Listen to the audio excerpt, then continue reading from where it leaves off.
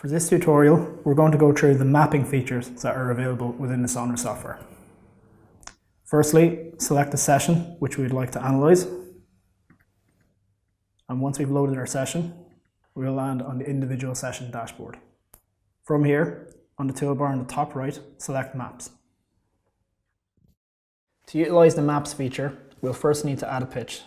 To do this, tap the Add New Pitch button, and this will bring us to the pitch management. Pitch management is powered by Google, and we can quickly search a location by entering in the address.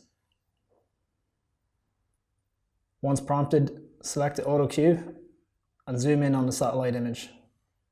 From here, we'll need to align the four corners of the pitch, and we can do this by clicking them. This will drop a flag which will indicate the exact position, and we'll do this around the pitch, going clockwise.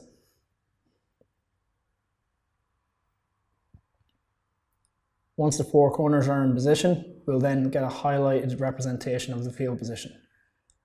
From here, we can just finally edit to ensure that our coordinates are correct. And once we're happy, we can then proceed with saving the pitch. We'll then select the type of pitch that we want to use, which will then filter the grid lines that we'd like to use, and also save it with a name.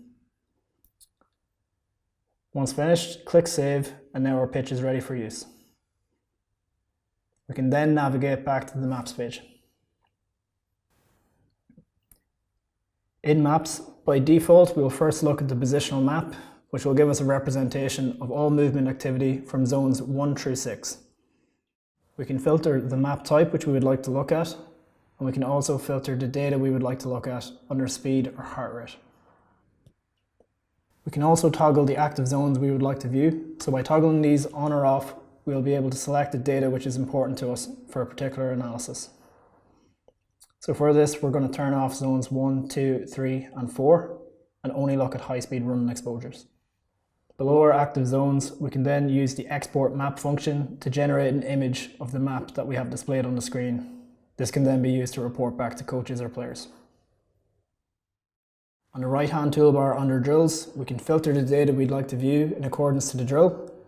So in a match day setting, we can filter by first half, second half, or specific tactical purposes, which we can then use to report back.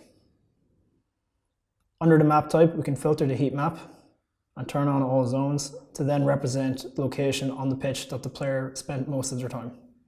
This will give a good indication of positional play throughout the game. Again, we can export this as an image and share it with coaching staff. Next, we can toggle the map type to sprints.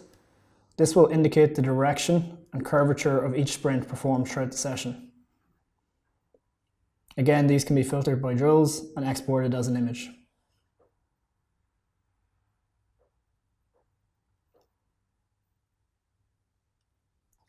Lastly, we have a time spent map type, which will indicate the time spent in quarters of the pitch. By default, we'll first look at halves, and then we can filter to thirds and quarters.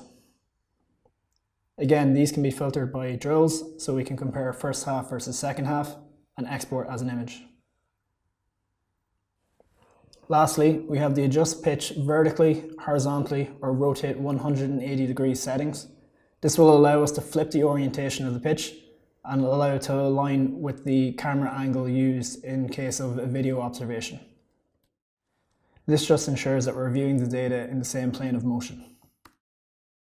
After flipping vertically, we'll now see that the pitch coordinates have been inverted and are now in line with the camera angle.